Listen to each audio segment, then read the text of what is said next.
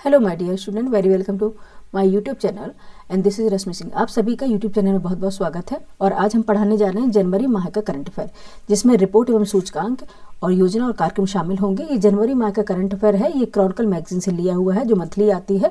एक साथ इस मैगजीन को न पढ़ा करके मैंने अलग अलग जो टॉपिक है उसको डिवाइड कर रखा है छोटे छोटे टॉपिक में, जिससे आपको पढ़ने में आसानी रहे और ज़्यादा लंबा वीडियो भी ना बने। ठीक है, आइए स्टार्ट कर लेते हैं। ये इंडेक्सेस और ये रिपोर्ट वगैरह बहुत पूछी जाती हैं, वो यूपीएससी का एग्जाम हो या फिर यूपी पीसीएस का एग्जाम हो या फिर कोई अदर एग्जाम हो, सभी में ये पूछे जाते हैं। ठीक है, इसलिए इसके हम पढ़ा रहे हैं कि आने वाले एग्जाम्स के लिए आपको इससे क्वेश्चन मिल जाए। ठीक है, आइए देख लेते हैं पहला टॉपिक कौन सा है। पहला टॉपिक हमारा है जलवायु परिवर्तन प्रदर्शन सूचकांक CCPI 2026। ठीक है, क्या ये है, आइए इसके बारे में समझ लेते हैं। देखेंगे कि नवंबर 2025 को German watch new climate institute of climate action network द्वारा संयुक्त रूप से इस सूचकांक का क्या हुआ है, संस्करण जारी किया गया है। कहाँ पे, ये ब्राजील के बेलेम में आयोजित COP30 शिखर सम्मेलन के दौरान ये जारी किया गया इसका संस्करण। ठीक है, और ये याद रखना है कि ये सूचकांक है 63 देशों और यूरोपीय संघ EU। ठीक है, यूरोपीय संघ यानी कि EU और 63 जो देश है उनके साथ क्या होता है, ये जो है वैश्विक ग्रीन हाउस गैस के उत्सर्जन में 90% से अधिक के लिए जिम्मेदार है। कौन सी, ये देश और यूरोपीय संघ। ठीक है, के जलवायु संरक्षण को संबंध का प्रयास करता है। ठीक है, जो 63 देश है और जो यूरोपीय संघ है EU, ये क्या करते हैं, जो जलवायु संरक्षण है उनके मिटिगेशन का प्रयास करते हैं। ठीक है, उसको संरक्षण का प्रयास करते हैं। ठीक है, ये किसके लिए, जो वैश्विक स्तर पर देखेंगे तो ग्रीन हाउस गैस उत्सर्जन के लिए, इमिशन के लिए 90% से अधिक के लिए जिम्मेदार भी हैं।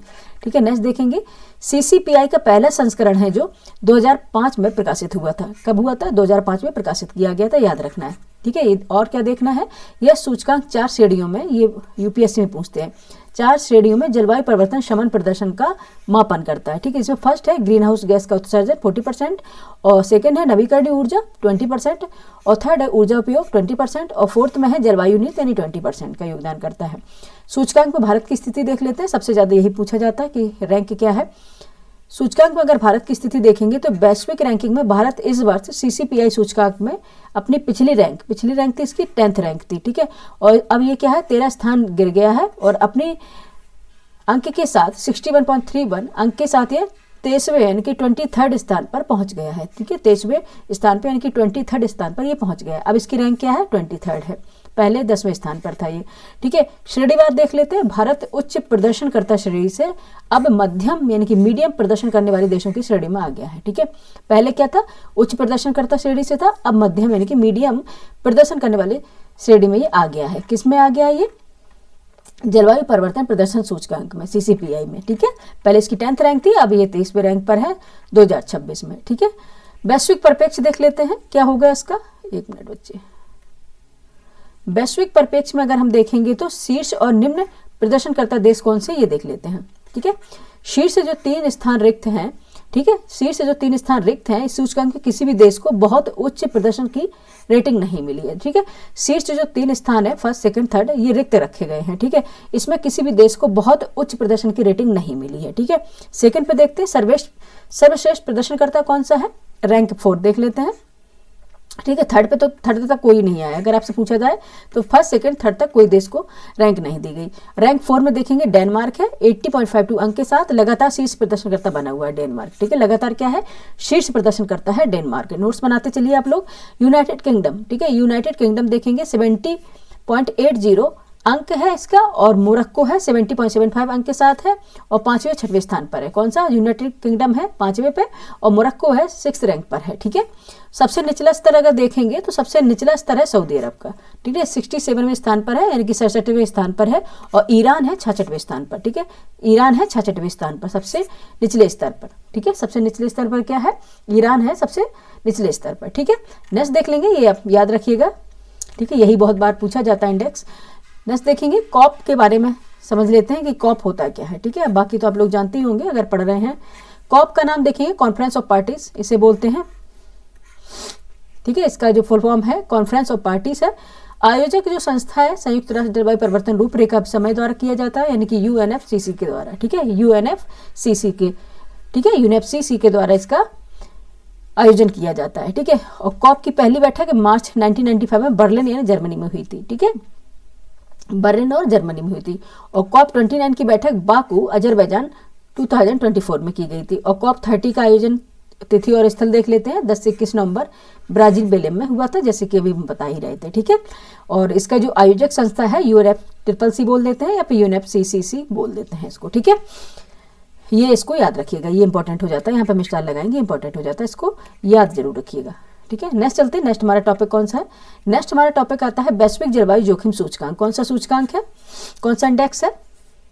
वैश्विक जलवायु जोखिम सूचकांक CRI 2026 है। ठीक है, आइए इसको समझ लेते हैं। यहाँ पे पहले हम स्टार लगा लेंगे क्योंकि ये दूसरा टॉपिक है हमारा। ठीक है, स्टार लगा लेते हैं यहाँ पे। नेक्स्ट चलते हैं। 13 नवंबर 2025 को बर्लिन जर्मनी, ठीक है, कहाँ पे है? बर्लिन जर्मनी में स्थित पर्यावरण थिंक टैंक जर्मन वॉच द्वारा ब्राजील के बेलेम में, ये भी कहाँ पे? ब्राजील के बेलेम में कॉप 30 शिखर सम्मेलन के दौरान इसकी रिपोर्ट जारी की गई थी। ठीक है, कहाँ पे की गई थी? ये जर्मन वॉच के द्वारा ब्राजील के बेलेम में कॉप 30 शिखर सम्मेलन के दौरान इसकी जो रिपोर्ट है वो जारी की गई थी। ठीक है, नेक्स्ट अब इसको हम स्क्रॉल कर लेते हैं पहले।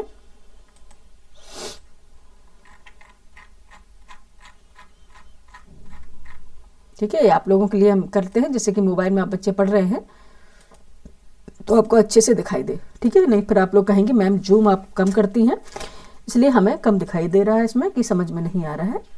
ठीक है, आगे चलते हैं कि यह सूचकांक है पिछले 3 दशकों, ठीक है, 3 दशकों यानी कि 1995 से 2024 में हुए चरम मौसमी घटनाओं जैसे कि तूफान है, बाढ़ है, हीट वेव के कारण होने वाले मानवीय और आर्थिक नुकसान के आधार पर देशों की रैंकिंग देता है। ठीक है, क्या करता है ये?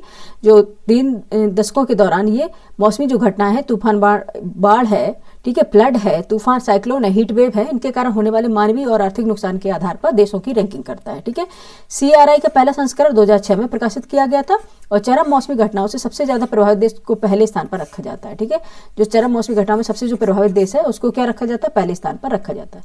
सूचकांक में भारत की स्थिति देख लेते हैं। ठीक है, दीर्घकालिक सूचकांक में देख लेंगे भारत की स्थिति क्या है। 1995 से लेकर 2024 में भारत 9वें स्थान पर है। ठीक है, 9वें स्थान पर रहा है, पिछले वर्ष 8वें स्थान पर था। ठीक है, अभी 9वें स्थान पर है और पिछले वर्ष क्या था? ये 8वें स्थान पर था। ठीक है, वार्षिक रैंकिंग देखेंगे 2024 डेटा पर, इस वर्ष सूचकांक में भारत की जो रैंक है 10वें स्थान पर। ठीक है, 10वें स्थान से सुधार कर 10 स्थान का सुधार करके ये 15वें स्थान पर पहुंच गई। ठीक है, याद रखिएगा 15वें स्थान पर पहुंच गई, 10 रैंक का इसने सुधार किया है। ठीक है, श्रेणीवार देख लेते हैं। श्रेणीवार अगर देखें तो भारत को निरंतर खतरे यानी कि कंटिन्यूअस थ्रेट के श्रेणी में वर्गीकृत किया गया। ठीक है, कंटिन्यूअस थ्रेट्स की श्रेणी में से वर्गीकृत किया गया, निरंतर खतरे के रूप में ये बना हुआ है। नेक्स्ट देखेंगे क्षति का आकलन देख लेते हैं। क्षति का आकलन देख लेते हैं। पिछले 30 वर्षों में भारत ने 430 से अधिक चरम मौसमी घटनाओं का सामना किया है। ठीक है, जिसके परिणाम स्वरूप देखा गया है कि 80,000 से अधिक मौतें हुई हैं और लगभग 70 अरब अमेरिकी डॉलर का आर्थिक नुकसान भी हुआ है। शीर्ष प्रभावित देश देख लेते हैं कौन कौन से होंगे इसमें। शीर्ष प्रभावित देश कौन कौन से होंगे?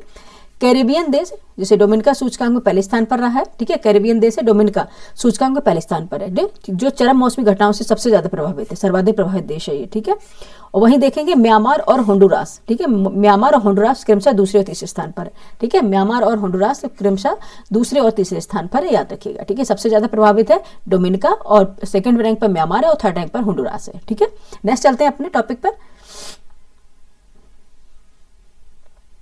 हाँ, नेक्स्ट टॉपिक हमारा हो जाएगा उत्सर्जन अंतराल रिपोर्ट EGR 2025। ठीक है, ये 25 की अभी है, इसमें अभी 26 की नहीं आई है, तो जो वाली रिपोर्ट आई है अभी रिसेंटली वही हम देख रहे हैं। ठीक है, जिस ईयर वाली रिपोर्ट इसमें आई है वही हम पहले देख रहे हैं इसको।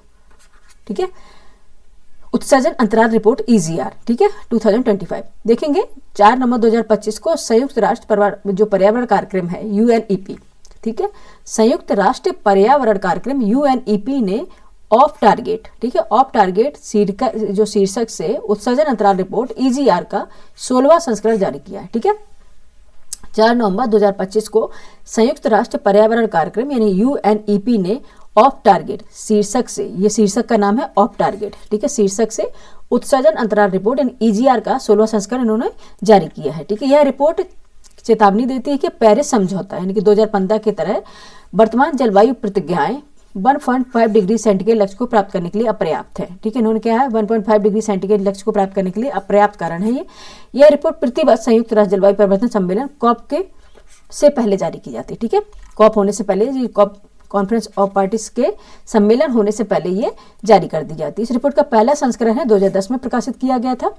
ठीक है, याद रखना है। रिपोर्ट्स के मुख्य निष्कर्ष क्या होंगे, ये डेप्थ में इसलिए बता रहे कि डेप्थ में अब आयोग पूछने लग गया है। ठीक है, रिकॉर्ड वैश्विक उत्सर्जन। ठीक है, रिकॉर्ड वैश्विक उत्सर्जन में देखेंगे वर्ष 2024 में वैश्विक ग्रीन हाउस गैस यानी कि GHG उत्सर्जन 57.7 गीगावाट रहा है और CO2 यानी कि कार्बन डाइऑक्साइड का समतुल्य यानी कि देखेंगे G2CO2 के नए रिकॉर्ड के स्तर पर पहुंच गया है। ठीक है, जो वर्ष देखेंगे 2023 की तुलना में 2.3% की वृद्धि दर्शाता है। ठीक है, GHG उत्सर्जन में 57 गीगाटन की वृद्धि हुई है और कार्बन डाइऑक्साइड के उत्सर्जन में समतुल्य देखेंगे तो GTCO2 के समतुल्य है। ठीक है, ये जो वर्ष 2023 की तुलना में कितना है 2.3% की वृद्धि दर्शाता है। ठीक है, नेक्स्ट देखते हैं शीर्ष GHG उत्सर्जक देश कौन से है। GHG उत्सर्जक देश कौन से है, चीन पहले स्थान पर है, संयुक्त राज्य अमेरिका दूसरे स्थान पर है और भारत तीसरे स्थान पर है। ठीक है, याद रखना है, चाइना है पहले स्थान पर, संयुक्त राज्य अमेरिका दूसरे स्थान पर और भारत है तीसरे स्थान पर।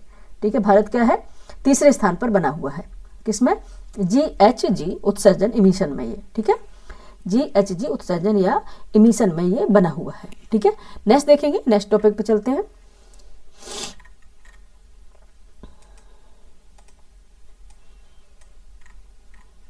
ठीक है, यहाँ पे पहुंच गए हम अपने। ठीक है, इसी टॉपिक में आगे बढ़ते हैं। तापमान वृद्धि का अनुमान क्या लगाया गया है। तापमान जो वृद्धि का अनुमान है इस रिपोर्ट के अनुसार यदि सभी देशों के NDCS पूरी तरह से लागू किए जाते तब भी शताब्दी के अंत तक तापमान में कितना होगा 2.3 डिग्री सेंटीग्रेड से लेकर 2.5 डिग्री सेंटीग्रेड तक की क्या हो जाएगी, वृद्धि हो जाएगी। ठीक है, यानी कि वृद्धि की संभावना जताई जा रही है। और यदि वर्तमान नीतियां जारी रहीं तो 2000 यानी कि 2100 तक ग्लोबल जो वार्मिंग है 2.8 डिग्री सेंटीग्रेड तक पहुंच सकती है। ठीक है, क्या पहुंच सकती है, 2.8 डिग्री सेंटीग्रेड तक पहुंच सकती है। लक्ष्य प्राप्ति की चुनौती क्या है, ये देख लेते हैं। इसकी चुनौतियां क्या है, 1.5 डिग्री सेंटीग्रेड के लक्ष्य को जीवित रखने के लिए, ठीक है, जीवित रखने के लिए 2035 तक वैश्विक उत्सर्जन में 55% की कटौती करनी होगी। ठीक है, जबकि 2 डिग्री सेंटीग्रेड के लक्ष्य के लिए 35% की कटौती की आवश्यक है। ठीक है, अति आवश्यक है 35% की कटौती करना। तो ये क्या हो गया 2019 के स्तर की तुलना में। ठीक है, अगर 2019 के स्तर की तुलना में आपको 2 डिग्री सेंटीग्रेड के लक्ष्य तक पहुंचने के लिए 35 डिग्री की कटौती करनी पड़ेगी। ठीक है, 35% की कटौती करनी पड़ेगी तापमान में। ठीक है, ये गैसों में। ठीक है, तब ये जाके लक्ष्य में प्राप्त हो पाएगा। ठीक है, ठीक है, आइए समझ लेते हैं इसके बारे में कुछ। संयुक्त राष्ट्र पर्यावरण जो कार्यक्रम है UNEP के बारे में देख लेते हैं। संयुक्त राष्ट्र पर्यावरण कार्यक्रम UNEP के बारे में देख लेते हैं। सबसे पहले देख लेते हैं स्थापना, इससे बहुत क्वेश्चन पूछे जाते हैं, यहाँ पर हम स्टार लगाएंगे। ठीक है, ठीक है, स्थापना देख लेते हैं। सबसे पहले जून 1972 में स्टॉकहोम सम्मेलन के बाद संयुक्त राष्ट्र द्वारा स्थापित हुआ था ये। ठीक है, क्या हुआ था 1972 में स्टॉकहोम सम्मेलन के बाद संयुक्त राष्ट्र द्वारा ये स्थापित किया गया था। ठीक है, और मुख्यालय इसका नैरोबी में है, जो केन्या। ठीक है, नैरोबी केन्या में स्थित है इसका मुख्यालय। यह एकमात्र प्रमुख संयुक्त राष्ट्र निकाय है जिसका मुख्यालय अफ्रीका में स्थित है। ठीक है, याद रखना कहाँ पे ये अफ्रीका में स्थित है। एक प्रमुख निकाय है जो अफ्रीका में स्थित है। मुख्य प्रकाशन देख लेते हैं, ये क्या क्या रिपोर्ट प्रकाशित करता है ये देख लेते हैं।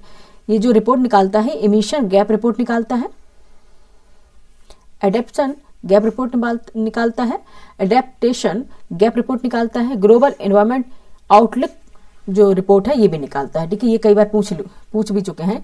ग्लोबल एनवायरनमेंट आउटलुक रिपोर्ट जो है GEG, ठीक है, ये GEG जो बता रहे हैं ये रिपोर्ट निकालता है। ठीक है, ग्लोबल एनवायरनमेंट आउटलुक रिपोर्ट। ठीक है, ये इसको निकालता है, जारी करता है। ठीक है, याद रखिएगा। नेक्स्ट चलते आगे।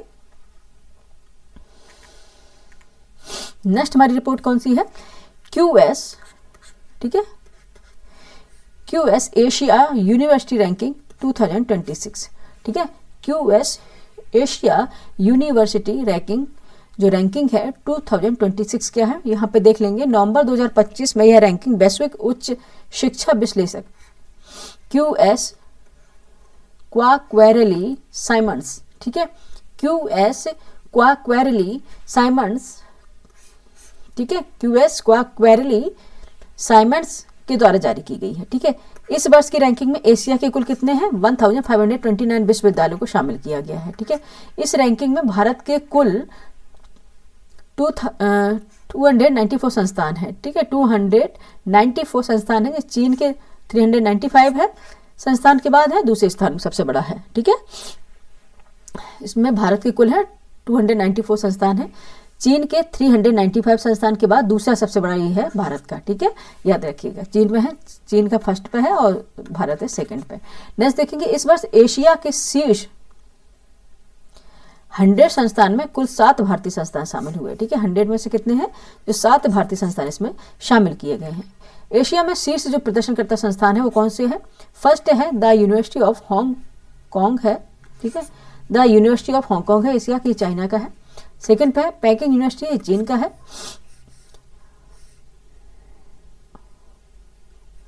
ठीक है, ये हांगकांग का है, ये चाइना का है। और national university of Singapore NUS और नॉनयांग टेक्नोलॉजिकल यूनिवर्सिटी NTU संयुक्त रूप से तीसरे स्थान पर है, ये सिंगापुर का है, ठीक है, ये तीसरे स्थान पर ये सिंगापुर के हैं। अब देखते हैं शीर्ष प्रदर्शनकर्ता भारतीय संस्थान कौन से हैं। शीर्ष प्रदर्शनकर्ता भारतीय संस्थान कौन कौन से हैं, पहले देखेंगे IIT दिल्ली, ठीक है, IIT दिल्ली है।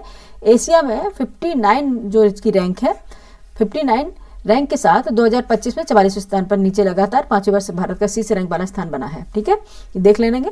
IIT दिल्ली है, एशिया में कितने हैं, 59वें रैंक के स्थान पर 2025 में क्या थी, जो 44वें से नीचे लगातार 5वें वर्ष भारत का शीर्ष रैंक वाला संस्थान बना हुआ है, ठीक है, ये लगातार शीर्ष रैंक वाला संस्थान बना हुआ है,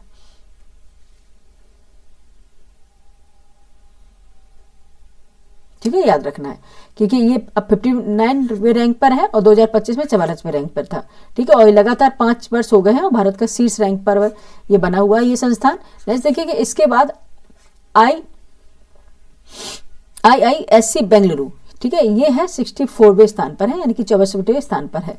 IIT मद्रास है 70वें स्थान पर है और IIT बॉम्बे है 71वें स्थान पर है, 71 रैंक पर है ये, 71st रैंक पर है ये, ठीक है, याद रखिएगा। नेक्स्ट चलेंगे,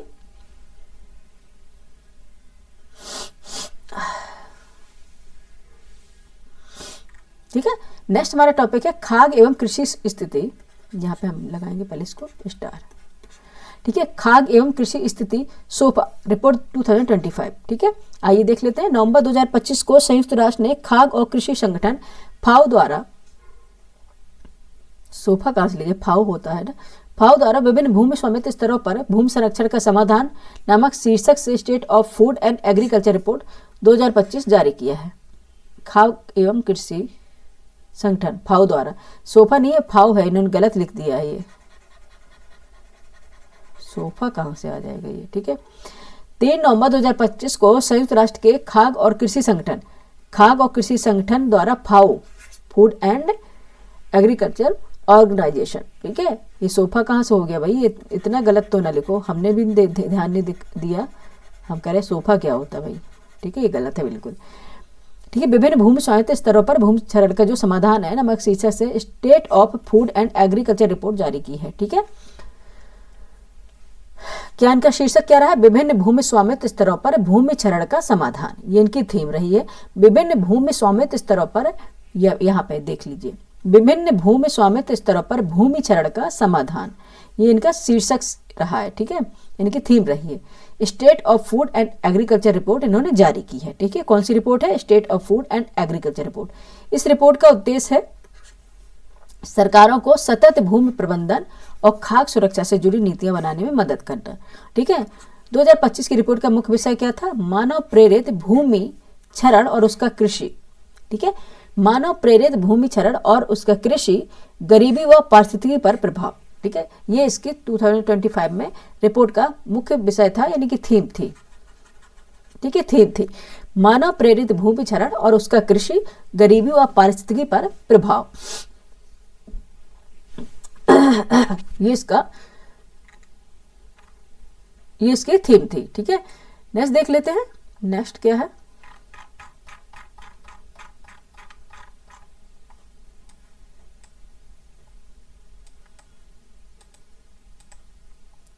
रिपोर्ट के मुख्य निष्कर्ष क्या हो रह सकते हैं वो समझ लेते हैं, ठीक है। रिपोर्ट के मुख्य निष्कर्ष क्या हो सकते हैं वो समझ लेते हैं पहले। आइए, गंभीर मानवीय संकट, ठीक है, गंभीर मानवीय संकट। रिपोर्ट में मानव जनित भूमि क्षरण को एक गंभीर मानवीय संकट बताया गया है, ठीक है। लगभग देखेंगे 1.7 अरब लोग घटती उत्पादकता वाली भूमि पर आश्रित हैं, ठीक है। उप सहारा अफ्रीका और दक्षिण एशिया को भूमि क्षरण, गरीबी और कुपोषण का केंद्र बताया गया है, ठीक है। उप सहारा अफ्रीका है और दक्षिण एशिया को भूमि क्षरण, गरीबी और कुपोषण का केंद्र बताया गया। यहाँ पे जो उप सहारा अफ्रीका है और दक्षिण एशिया है वहाँ पे भूमिक्षरण भी हो रहा है, गरीबी भी है और कुपोषण का केंद्र भी बताया जा रहा है, ठीक है। कृषि भूमि और वन, एक मिनट इसको हम दोबारा से चलते हैं, ठीक है। कृषि भूमि और वन, ठीक है। इसमें देखेंगे कृषि भूमि और वन, विश्व के 90% वनों की कटाई का मुख्य कारण क्या है? कृषि विस्तार है, ठीक है। ये बिल्कुल जानते हैं कि आप लोग वन जो काटे जा रहे हैं, जो जंगलों का उन्मूलन हो रहा है, वनों का जो उन्मूलन हो रहा है, वो ऑब्वियस बात है कि कृषि भूमि उपयोग करने के लिए लोग ऐसा कर रहे हैं, ठीक है। कृषि जब फैमिली बढ़ रही है, आबादी बढ़ रही है, तो क्या करेंगे, उनके संसाधन कम हो रहे हैं, ठीक है। एग्रीकल्चर करने के लिए खेती योग्य जो भूमि है वो कम हो रही है, ठीक। तो क्या कर रहे हैं, जंगलों को काटकर खेतों को बनाया जा रहा है, ठीक है। ये इसका मुख्य कारण हो गया, ठीक है। देखेंगे 2001-2023 के बीच विश्व कृषि भूमि में 78 मिलियन हेक्टेयर -2% की कमी आई है, ठीक है। ये एक गंभीर विषय है। प्रतिवर्ष देखेंगे 3.6 मिलियन हेक्टेयर कृषि भूमि मृदा क्षरण के कारण छोड़ दी जाती है, बिल्कुल सही है। भूमि स्वामित्व में असमानता, ठीक है। भूमि स्वामित्व में असमानता क्या है? छोटे जो किसान हैं जिनके पास 2 हेक्टेयर से भी कम भूमि है, उनके कुल खेतों के 85% के मालिक हैं, ठीक है। जो छोटे किसान हैं जिसके पास क्या है, 2 हेक्टेयर से कम भूमि है, कुल खेतों के 85% के मालिक है जो छोटे किसान, लेकिन इनके पास केवल कितना है, 9% भूमि है, ठीक है। क्या है, केवल 9% भूमि है। इसके विपरीत बड़े किसान देखेंगे, बड़े किसान उन्हें बोलेंगे जिनके पास 1000 हेक्टेयर से ज्यादा भूमि है, ठीक है। 1000 हेक्टेयर से ज्यादा भूमि, लगभग 50% भूमि पर ये काबिज है बड़े किसान, ठीक है। और छोटे किसान ये कि जैसे बोलते हैं छोटे किसान, सीमांत किसान अलग होते हैं। छोटे किसान जिन्हें बोलते हैं जिनकी भूमि 2 हेक्टेयर से भी कम है, ठीक है, लेकिन 85% के ये मालिक हैं, लेकिन इनके पास केवल कितने 9% ही भूमि है, ठीक है।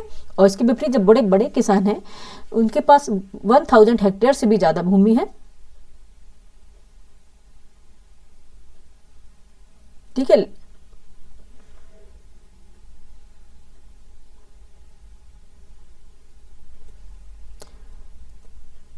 ठीक है, छोटे किसान है 2 हेक्टेयर से कुल खेत जो है उनके पास, और 1000 से हेक्टेयर से ज्यादा की भूमि और 2 हेक्टेयर से कम की जो भूमि है, नहीं सॉरी, 2 हेक्टेयर से ज्यादा की भूमि होनी चाहिए, वो हो गए छोटे किसान, ठीक है। और 1000 हेक्टेयर से ज्यादा है तो वो है बड़े किसान। लगभग कितना है, 50% की भूमि पर ये काबिज है।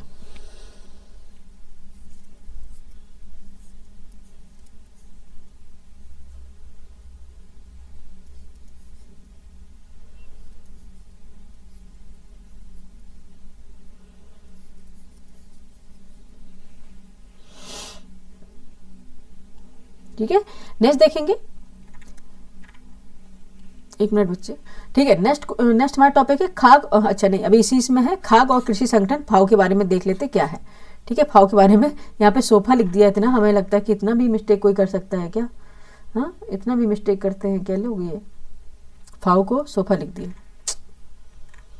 मैंने भी ध्यान से नहीं देखा क्योंकि मैंने इसे रीड नहीं किया है पढ़ाने से पहले। खाग और कृषि संगठन फाओ के बारे में, ठीक है, फाओ के बारे में आइए देख लेते हैं। यह संयुक्त राष्ट्र की एक विशेष एजेंसी के रूप में कार्य करता है, ठीक है। संयुक्त राष्ट्र की एक विशेष एजेंसी के रूप में कार्य करता है फाओ, ठीक है। फाओ नहीं फाओ, ठीक है। फूड एंड एग्रीकल्चर ऑर्गेनाइजेशन, ठीक है। स्थापना इसका देखेंगे वर्ष 1945 में हुई थी, ठीक है। वर्ष 1945 में इसकी स्थापना हुई थी। मुख्यालय देखेंगे रोम इटली में है। और प्रमुख रिपोर्ट देखेंगे जो ये प्रकाशित करता है फाओ द्वारा, खाद्य एवं कृषि जो स्थिति है, खाद्य एवं कृषि स्थिति सोफा, अच्छा ठीक है, सही बताया इसने, खाद्य एवं कृषि स्थिति रिपोर्ट है, ये सोफा जारी करता है, ना कि वो, ठीक है। अभी हम देख लेते हैं एक बार, सही कहा है, ठीक है। खाद्य एवं कृषि स्थिति सोफा ये जारी करता है।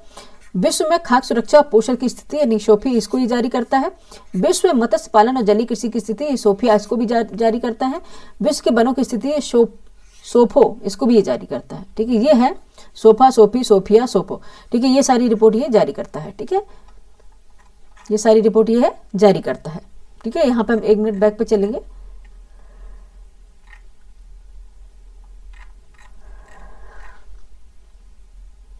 2 मिनट के बच्चे 2 मिनट के लिए बैक पे जा रहे हैं। यहाँ पे जो मैंने किया था आप लोगों के लिए, 1 मिनट पर इरेजर लेना पड़ेगा मुझे। इरेजर है कहाँ? ये है।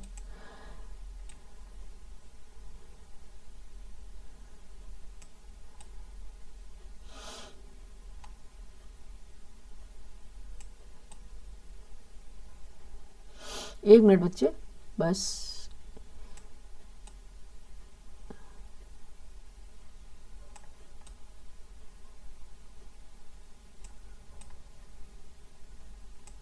ठीक है, ये खाद्य एवं कृषि स्थिति रिपोर्ट है। संगठन में ध्यान नहीं दिया, ये सोफा ही होगा। ठीक है,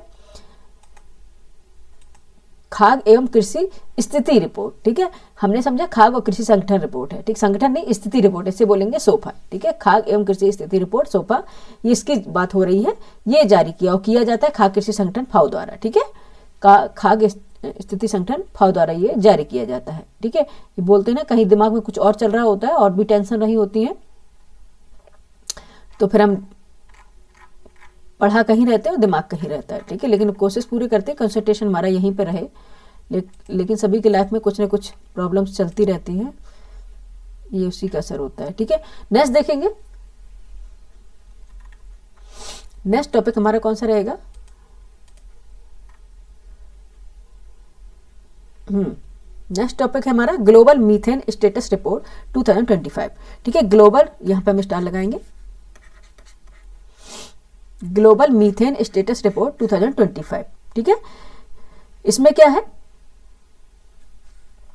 यह जो रिपोर्ट है यूएनईपी द्वारा जलवायु और स्वच्छ वायु गठबंधन सीसीएसी द्वारा जारी की गई है। ठीक है, जो वैश्विक मीथेन प्रतिबद्धता जीएमपी के तहत हुई प्रगति का आकलन करता है। ठीक है, रिपोर्ट के मुख्य तथ्य एवं आंकड़े क्या होंगे?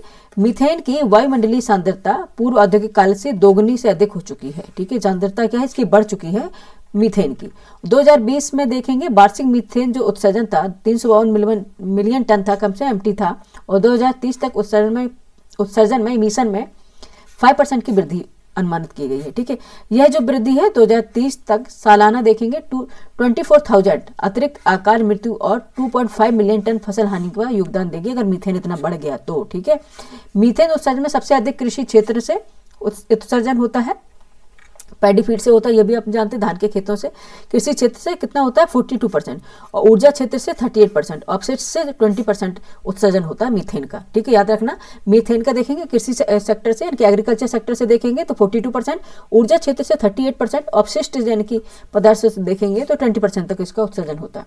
भारत का स्थान देख लेंगे मीथेन उत्सर्जन में, रैंकिंग देखेंगे, भारत चीन और अमेरिका के बाद तीसरा सबसे बड़ा मीथेन उत्सर्जक है। ठीक है, भारत क्या है? पहले पे है चाइना, ठीक है, सेकंड पे है अमेरिका और थर्ड पे है भारत। ठीक है, चीन, भारत है, चीन अमेरिका के बाद तीसरा सबसे बड़ा मीथेन उत्सर्जक है। ठीक है, उत्सर्जन में देखेंगे भारत प्रति वर्ष लगभग 31 मिलियन टन मीथेन का उत्सर्जन करता है। ठीक है, भारत में पराली जलाए, ठीक है, भारत में पराली जलाने को मीथेन उत्सर्जन का प्रमुख स्रोत बताया गया है।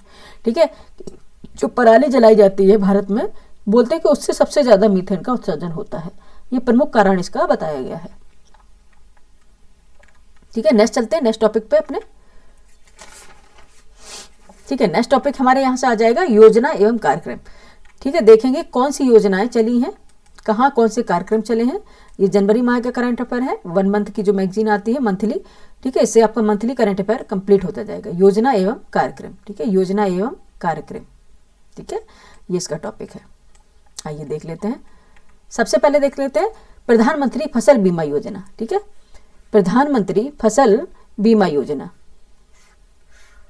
वन्य जीव हमलों और धान जलभराव को मिला कवरेज। ठीक है, ये इसका है प्रधानमंत्री फसल बीमा योजना, वन्य जीव हमलों और धान जलभराव को मिला कवरेज। क्या देख लेते हैं, देखेंगे कि 18 नवंबर 2025 को कृषि एवं किसान कल्याण मंत्रालय ने घोषणा की है कि प्रधानमंत्री फसल बीमा योजना PMFBY, ठीक है, इसको खरीफ फसल 2026 से क्या किया जाएगा? विस्तारित किया जाएगा। इसमें अन्य जो वन्यजीव हमले हुए हैं, धान के खेतों में जो जलभराव हुआ है, उससे होने वाले नुकसान को भी शामिल किया जाएगा प्रधानमंत्री फसल बीमा योजना में।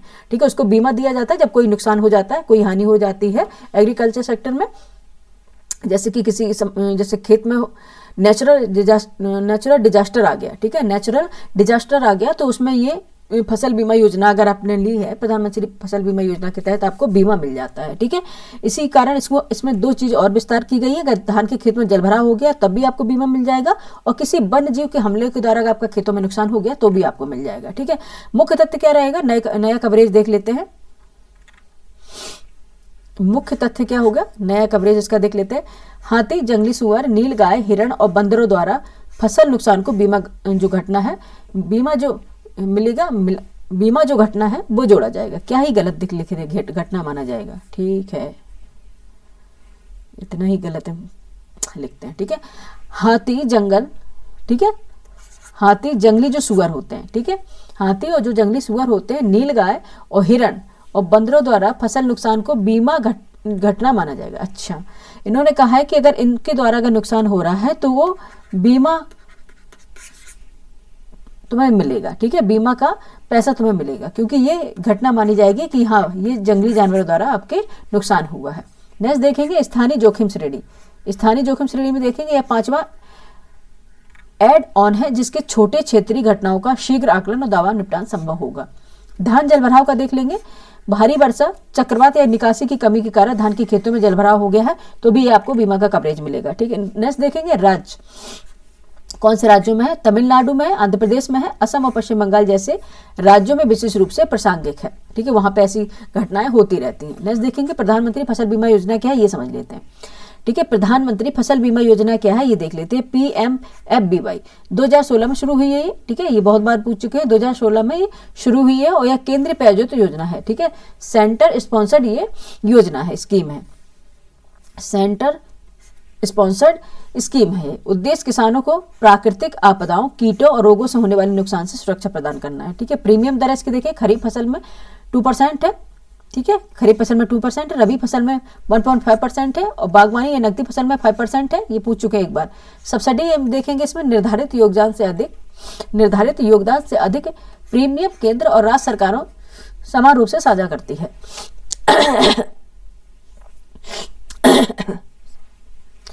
ठंड भी इतनी तेज हो रही है कि बैठ नहीं पाते बिल्कुल ही पढ़ाने के लिए। ठीक है, सब्सिडी क्या है इसमें देखेंगे। सब्सिडी जो मिलती है वो केंद्र सरकार और राज्य सरकार दोनों के द्वारा दी जाती है। ठीक है, साझा रूप से। नेक्स्ट देखेंगे क्रेडिट गारंटी योजना। ठीक है, कौन सी है, क्रेडिट गारंटी योजना। क्रेडिट गारंटी योजना निर्यातकों को वित्तीय पहुंच बढ़ाने हेतु 20,000 करोड़ स्वीकृत किए गए हैं। ठीक है, 12 नवंबर 2025 को प्रधानमंत्री नरेंद्र मोदी की अध्यक्षता में केंद्रीय मंत्रिमंडल ने credit guarantee scheme for exports CGSE को मंजूर दी है। ठीक है, इस योजना के अंतर्गत क्या है, national credit guarantee trustee company limited NCGTC द्वारा 100% जो क्रेडिट गारंटी है उसका कवरेज प्रदान किया जाएगा। ठीक है, मुख्य इसके तथ्य क्या हो जाते हैं, आइए देख लेते हैं। मेन फैक्ट क्या होंगे इसके। प्रावधान, इसमें देखेंगे जो पात्र निर्यातक हैं विशेषकर MSMEs, ठीक है, MSMEs के जो सदस्य हैं उसको ऋण संस्थान, मेंबर लीडिंग इंस्टीट्यूशन, ठीक है, मेंबर लीडिंग इंस्टीट्यूशन है MLIS है, इनके माध्यम से 20,000 करोड़ तक का अतिरिक्त ऋण सुविधा दी जाएगी। क्रियान्वयन देखेंगे, वित्तीय सेवा विभाग DFS द्वारा NCGTC के माध्यम से लागू प्रगति की निगरानी DFS सचिव की अध्यक्षता वाली समिति करेगी। और उद्देश्य इसका क्या होगा, भारतीय निर्यातकों की वैश्विक प्रतिस्पर्धा बढ़ाना और नए उभरते बाजारों में विविधीकरण करना। प्रभाव क्या होगा इसका, बिना जमानत ऋण उपलब्धता से तरलता सुदृढ़ होगी। बिना जमानत ऋण उपलब्धता से तरलता सुदृढ़ होगी, यानी कि बिना आपकी ऋण जमानत के भी आपको लिक्विडिटी यानी कि आपको पैसे दे दिए जाएंगे। व्यापार जो संचालन सुचारू होंगे और भारत के USD 1 ट्रिलियन निर्यात लक्ष्य की दिशा में प्रगति होगी। ठीक है, $1 ट्रिलियन का जो लक्ष्य की प्रगति के लिए ये प्रोत्साहित होगा। नेक्स्ट चलेंगे, टॉपिक हमारा क्या है, एक पेज ही है और शामिल बच्चे। ठीक है, पेशेंस बना के रखिएगा क्योंकि इसको छोटे छोटे टॉपिक में करने से अच्छा है इसको एक साथ मैंने टॉपिक ले लिया है, आपके दोनों टॉपिक भी कंप्लीट हो जाएंगे इसमें। आंकड़े देख लेते हैं इसके क्या होंगे। आंकड़े अगर हम इसकी बात करें आंकड़ों की, ठीक है, तो FY 2024-25 में निर्यात GDP का लगभग कितना है, 21% था इसका हिस्सा। और निर्यात तो जो निर्यात के लिए तैयार है उनमें उद्योगों में 4.5 करोड़ से अधिक रोजगार है और MSMEs का योगदान देखेंगे 45% है। ठीक है, अनुसंधान और विकास और नवाचार RDI योजना। नेक्स्ट देखेंगे अनुसंधान विकास और नवाचार RDI योजना, ये क्या है, 4 नवंबर 2025 को प्रधानमंत्री नरेंद्र मोदी ने नई दिल्ली के भारत मंडपम में आयोजित emerging science technology and innovation conclave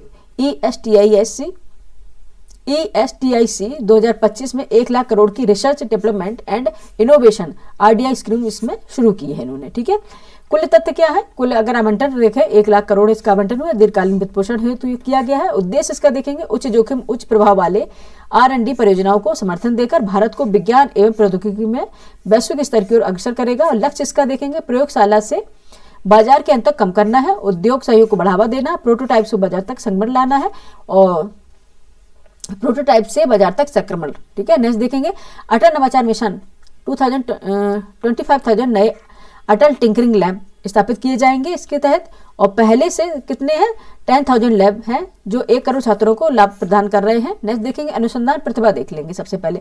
अगले 5 वर्षों में देखेंगे 10,000 अतिरिक्त प्रधानमंत्री अनुसंधान फेलोशिप PMRF-AI, ठीक है, यहाँ पे स्थापित है। Green hydrogen, quantum computing, semiconductor, deep sea exploration, ये जैसे क्षेत्रों में दिए जाएंगे। ठीक है, अनुसंधान के प्रतिभा जो सम्मान मिलेंगे। अगले देखेंगे अखिल भारतीय मिशन। अखिल भारतीय मिशन है 10,000 करोड़ आवंटन इसका किया गया शिक्षा, लॉजिस्टिक और शासन के और नैतिक समावेशी AI विकास के लिए। ठीक है, नेक्स्ट देखेंगे अटल टिंकरिंग लैब है। अटल टिंकरिंग लैब अटल नवाचार मिशन के अंतर्गत स्थापित ये लैब छात्रों को रोबोटिक्स, आर्टिफिशियल इंटेलिजेंस और डिजाइनिंग थिंकिंग का व्यवहारिक क्या करते हैं अनुभव देते हैं। ठीक है, अटल टिंकरिंग लैब्स ये काफी चर्चा का विषय बना था, आप लोगों ने देखा भी होगा न्यूज में। नेक्स्ट देखिए दिल्ली सरकार द्वारा नींव कार्यक्रम। ठीक है, दिल्ली सरकार द्वारा नींव कार्यक्रम क्या है ये? दिल्ली सरकार ने इस वर्ष एक अभिनव पहल के रूप में नई एरा ऑफ एंटरप्रेन्योर, एक मिनट में यहाँ पे करेंगे, नई era of entrepreneurial ecosystem and vision, नीव। ठीक है, इसका फुल फॉर्म है नई era of entrepreneurial ecosystem and vision. इस कार्यक्रम की शुरुआत की है। ठीक है, जो पारंपरिक रटने की पद्धति को समाप्त कर व्यवहारिक और अनुभव आधारित शिक्षा को बढ़ावा देगा। ठीक है, ये देखिए कक्षा 8 से लेकर 12 तक के छात्रों के लिए तैयार किया गया है यह कार्यक्रम। यह कार्यक्रम आत्मविश्वास, सृजनशीलता और समस्या समाधान जो कौशल है उसको विकसित करेगा और इसी पर यह केंद्रित भी है। ठीक है, मुख्य तथ्य देख लेते हैं इसके मेन फैक्ट क्या होंगे। सोच में बदलाव, सोच में बदलाव कैसे लाया जाएगा? याददाश्त से मानसिकता तक। ठीक है, न्यू कार्यक्रम कक्षाओं में संरचित और गतिविधि यानी कि आधारित मॉड्यूल्स को शामिल करता है, जिससे छात्र पाठ्यपुस्तक से आगे सोचेंगे और विचारों को भी प्रस्तावित जीवन में लागू करने के लिए प्रेरित होंगे।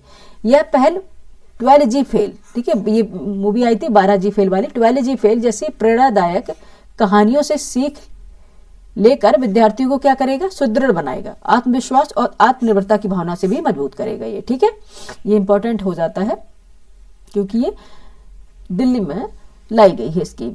ठीक है, दिल्ली में ये स्कीम लाई गई है। ठीक है, नेक्स्ट चलते हैं अपने टॉपिक पर।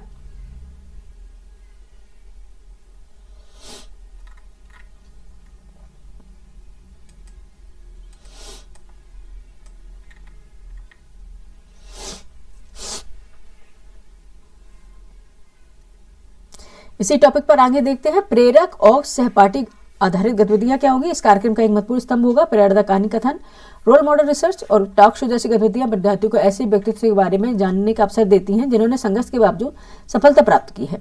वहीं तुमसे हो पाएगा। ठीक है, वहीं क्या है? तुमसे हो पाएगा जार जैसी पहल छात्रों को एक दूसरे को प्रेरणादायक संदेश देने के लिए प्रोत्साहित करती है, जिससे सहयोगात्मक और सकारात्मक माहौल बनेगा। ठीक है, नेक्स्ट देखेंगे सभी कक्षाओं के लिए व्यवहारिक उद्यमिता अभ्यास होगा। ठीक है, इसमें क्या होगा? नीव कार्यक्रम में business in a box, rapid fire challenge जैसी गतिविधियां छात्रों को रोजमर्रा की वस्तुओं से नए व्यवसाय विचार उत्पन्न करने की चुनौतियां भी देती हैं। ठीक है, स्टार्टअप ऑफ द डे उन्हें ओला, फ्लिपकार्ट जैसी कंपनियों के उदाहरण से सीखते हुए समस्याओं के समाधान सोचने के लिए प्रेरित करता है।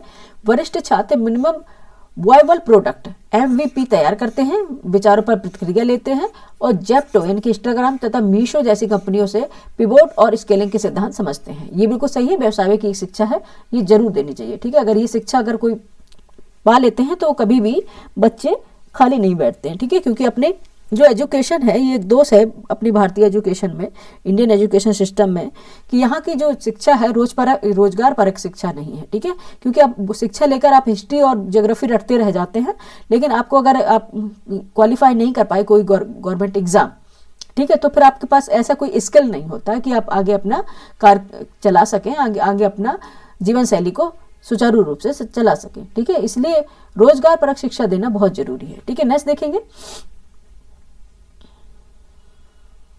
ठीक है, अन्य इसके तथ्य, प्रमुख तथ्य देख लेते हैं क्या है। इंपॉर्टेंट हो जाता है, मेंस के एग्जाम के पॉइंट ऑफ व्यू से बहुत इंपॉर्टेंट है।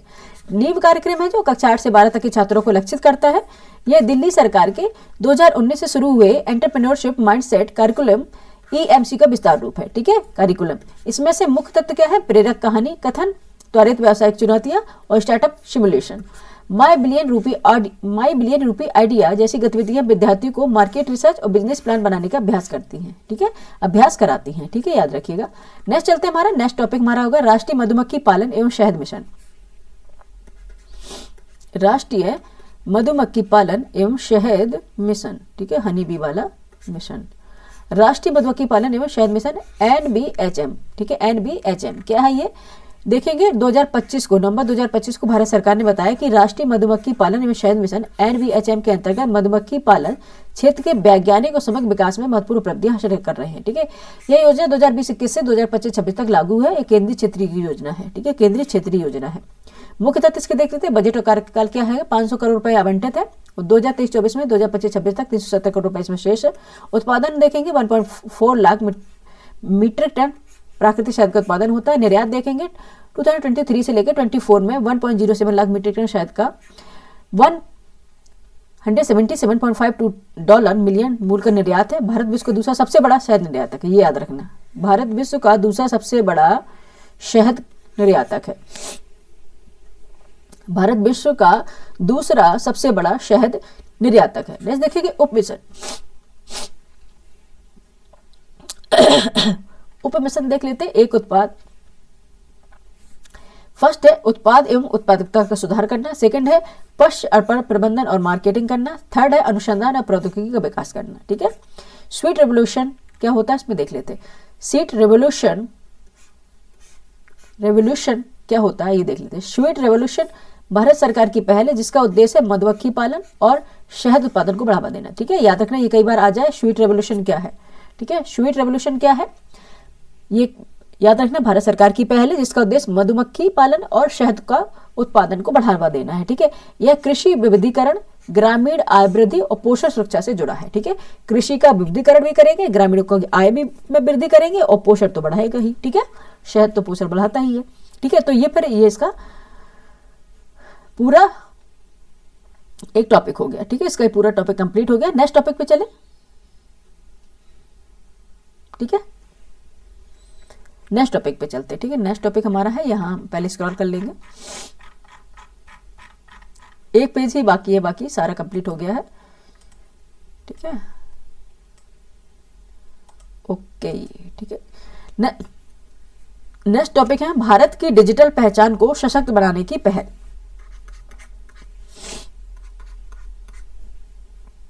भारत की डिजिटल पहचान को सशक्त बनाने की पहल क्या है? 30 अक्टूबर 2025 को unique identification authority of India UIDAI ने आधार विजन 2032 लॉन्च किया है। ठीक है, जो भारत के आधार इकोसिस्टम को आधुनिक तरीकों से क्या करेगा? सशक्त व दीर्घकालिक रोड मैप तैयार कराएगा।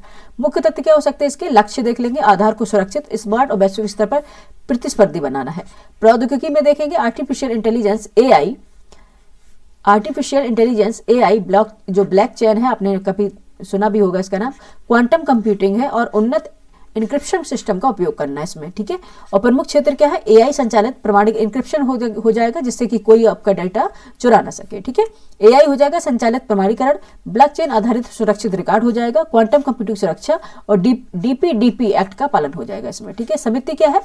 UIDAI के अध्यक्ष है नीलकंठ मिश्रा। इसकी अध्यक्षता में यह उच्च स्तरीय विशेषज्ञ समिति गठित की गई है। ठीक है, विशेषज्ञ सदस्य देख लेते हैं। तकनीकी कानून, एक तकनीक से होंगे, कानून और साइबर सुरक्षा के विशेषज्ञ होंगे जैसे भुवनेश कुमार। ठीक है, जैसे कौन से? भुवनेश कुमार है, विवेक राघवन है, दिलीप पांडे है और राहुल मटन, ये इसमें शामिल है। ठीक है, नेक्स्ट देखेंगे डिजिटल पहचान एक ऐसी प्रक्रिया है देख लेते हैं। ठीक है, डिजिटल पहचान एक ऐसी प्रक्रिया है जिसके तहत व्यक्ति की डिजिटल या इलेक्ट्रॉनिक पहचान स्थापित की जाती है। ठीक है, उसकी क्या होती है, जैसे आप देखते हैं आइरिस और कॉर्निया वगैरह, इसकी डिजिटल रूप से इसकी पिक ली जाती है। ठीक है, और बायोग्राफिक जो आपके पास निशान जो लिए जाते हैं, ठीक है, ये सारे इसीलिए लिए जाते हैं कि आपकी एक डिजिटल अलग से पहचान होती है। ठीक है, जैसे आप एग्जाम में जाते हैं तब देखें आइरिस की फोटो ली जाती है कि अगर आप है या कोई और दूसरा जाएगा तो फिर वो काम नहीं करेगा। ठीक है, ये आपकी एक डिजिटल पहचान होगी। आधार विजन 2032 इस पहचान व्यवस्था को भविष्य के साइबर खतरों और तकनीकी विकास की चुनौतियों के लिए तैयार कर रहा है। ठीक है, ये अच्छा काम है। ठीक है, जिससे पूरा डेटा चोरी ना हो, कहीं अदर कंट्रीज में न जा पाए। नेक्स्ट देखेंगे, नेक्स्ट हमारा है विमानन परिसंपत्तियों और नेटवर्क के निर्माण एवं प्रबंधन बीमान योजना। ठीक है, कौन सी है, बीमान योजना, यानी कि ओडिशा मंत्रिमंडल ने व्यवहार्यता अंतर वित्त पोषण BGF और अन्य प्रोत्साहन के माध्यम से राज्य के विमान क्षेत्र को बढ़ावा देने के लिए विमानन परिसंपत्तियों और नेटवर्क के निर्माण एवं प्रबंधन बीमान योजना को मंजूरी प्रदान की है। ठीक है, इस योजना के लिए वर्ष में 2025 से 2030 तक की अवधि के लिए 14,182 करोड़ रुपए का परिव्यय रखा गया। ठीक है, मुख्य तथ्य देख लेते हैं, उद्देश्य क्या होगा इसमें। इस योजना का उद्देश्य बुनियादी ढांचे और कनेक्टिविटी को बढ़ाकर एक विमानन उद्योग को बढ़ावा देकर ओडिशा को पूरी भारत में एक प्रमुख विमान केंद्र में बदलना है। ठीक है, प्रमुख विमान केंद्र में बदलना है। अवसंरचना विकास, राज्य भर में हवाई अड्डों और हेलीपोर्ट्स का आधुनिकीकरण करना और इसका उन्नयन भी करना है। वायु संपर्कता क्या होगा, क्षेत्रीय हवाई जो सेवाएं हैं उनको बढ़ावा देना है। एयरलाइंस और वायबिलिटी गैप फंडिंग BGF जैसे प्रोत्साहन को प्रदान करना है। रखरखाव और मरम्मत ओवरहॉल क्या होगा इसका, MRO। बीजू पटनायक अंतर्राष्ट्रीय हवाई अड्डे और अन्य प्रमुख स्थानों पर विश्व स्तरीय MRO सुविधाओं का स्थापना करना होगा। ठीक है, उभरती जो प्रौद्योगिकियां हैं क्या होगी, टेक्नोलॉजीज क्या होंगी, ड्रोन होगा, सी प्लेन होंगे और VTOL electric vertical take off landing विमान जैसी भविष्य की तकनीकी में इसमें बढ़ावा दिया जाएगा। रोजगार सृजन कितने होंगे, विमान क्षेत्रों में रोजगार के अवसर पैदा करने के लिए कौशल विकास और प्रशिक्षण कार्यक्रमों की व्यवस्था की जाएगी। कार्गो और लॉजिस्टिक में देखेंगे, कृषि निर्यात और औद्योगिक लॉजिस्टिक का समर्थन करने के लिए एयर कार्गो अवसंरचना को भी मंजूरी दी गई है। ठीक है, इसके अवसंरचना को भी मजबूत करना पड़ेगा। ठीक है, तभी जाके ये काम हो पाएगा। ठीक है, तभी जाके ये काम हो पाएगा। ठीक है, नेक्स्ट कंप्लीट देख लेंगे। हाँ, ये टॉपिक यहीं पे कंप्लीट हो गया बच्चे। ठीक है, यहाँ पे ये टॉपिक पूरा कंप्लीट हो गया। ठीक है, हमारा लेकर हम आए थे, इंडेक्स था, रिपोर्ट एंड सूचकांक थे, रिपोर्ट और सूचकांक थे, और योजनाएं थी, योजना और कार्यक्रम थे। ठीक है, ये सारे हमारे कंप्लीट हो गया टॉपिक। ठीक है, आज ये टॉपिक पूरा कंप्लीट हो गया है और कल हम एक नेक्स्ट टॉपिक के साथ आएंगे। इस तरह से आपकी पूरी जो क्रॉनिकल मैगजीन है कंप्लीट हो जाएगी। ठीक है, पूरी क्रॉनिकल मैगजीन कंप्लीट हो जाएगी और उसके बाद फिर हम इसका पूरा थ्रू आउट जो मॉक टेस्ट ले लेंगे करंट अफेयर का, और आप लोगों का कितना रिवीजन रहा, कितना आपने पढ़ा, ये भी आपको पता चल जाएगा, और आप कहाँ आप गलतियां कर रहे हैं ये भी आपको पता चल जाएगा। ठीक है, ये क्लास का आपको कैसी लगी जरूर बताइएगा। लाइक करें, सब्सक्राइब करें, शेयर करें और लोगों को जोड़ें जिससे हमें मनोबल मिले अच्छे से अच्छा कंटेंट बनाने के लिए। ठीक है, मिलते हैं फिर नेक्स्ट वीडियो में कुछ अच्छा कंटेंट के साथ। ठीक है, तब तक के लिए नमस्कार।